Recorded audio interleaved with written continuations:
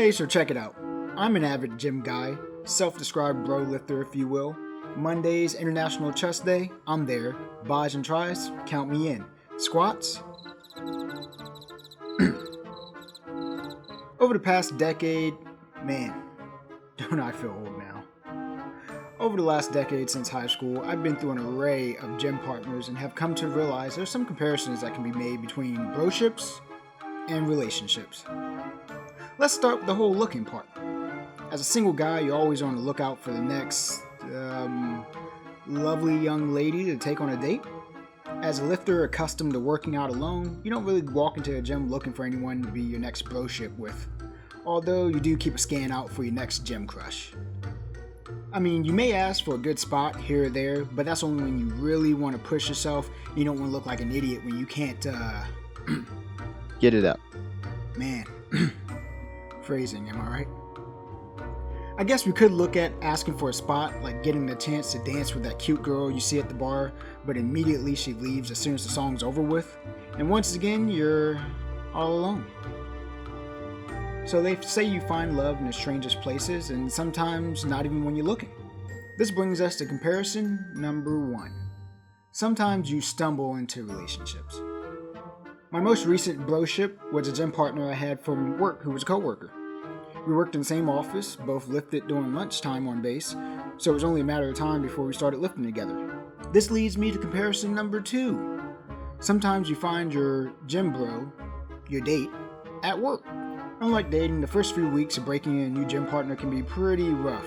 Not at all as exciting as long talks on the phone, endless questions, and that tingly feeling you get from bonding with a new person during that honeymoon stage.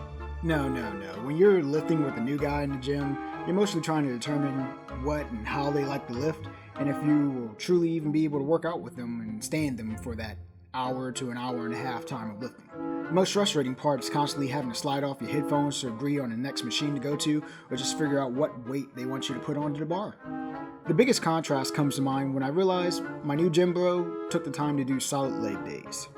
Comparison number 3. Sometimes you look for partners that make you a better individual. So I gave in. I did squats, deadlifted, calf raises, leg press, until it was nearly impossible for me to walk. And with every agonizing step, I was reminded once again how much skipping leg day really sucks.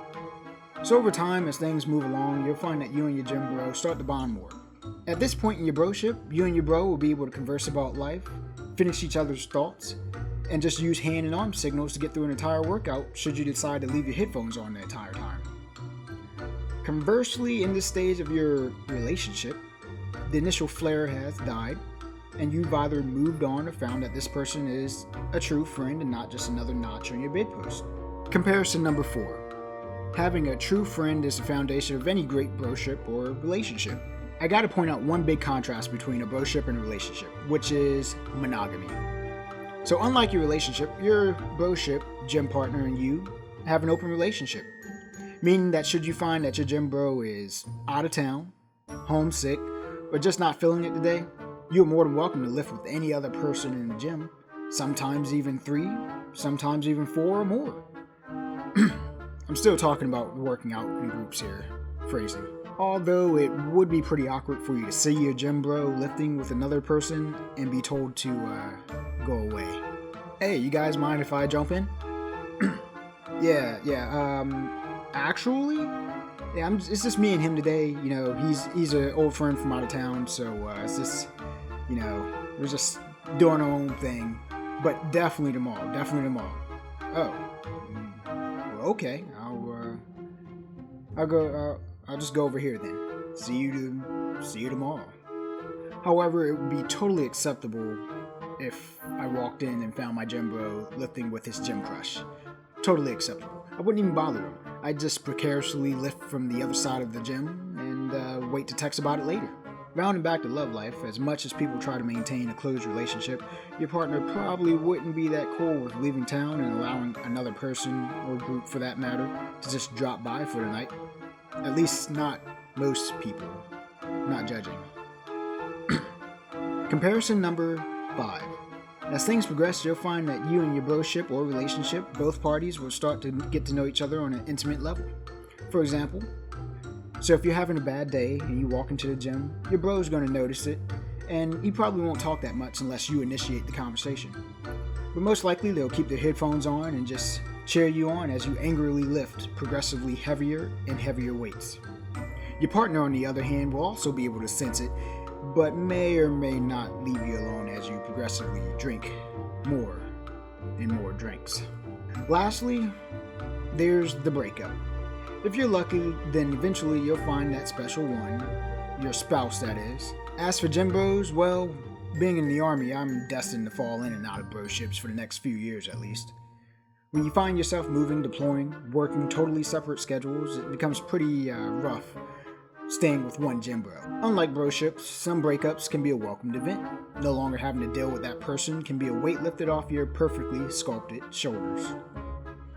But nevertheless, rather you break up in a bro ship or relationship, you have a post-adjustment period.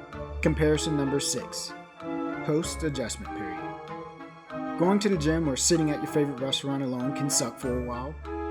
Here you've grown so accustomed to the energy, good vibes, and liftoffs from your previous relationship. Now you have to get used for asking for spots again, asking randoms to help lift the bar, or maybe to go to the bar. But just like bro ships, bouncing back from a relationship comes with time, unless you end up stalking your ex on social media. Come to think of it, bro ships usually end pretty good and you still like all your ex-bros' pictures, hitting their new PR, and getting stronger even though you're no longer there. Telling an ex that moved on you're happy for them is kinda like the greatest lie you've ever told yourself. Deep down you really don't care, or you wish it was you that they were happy with. Pretty sure no one ever said, "Man, I wish they still let me spot them." But eventually you get used to being alone at the gym or the movies and don't need someone else to be there with you.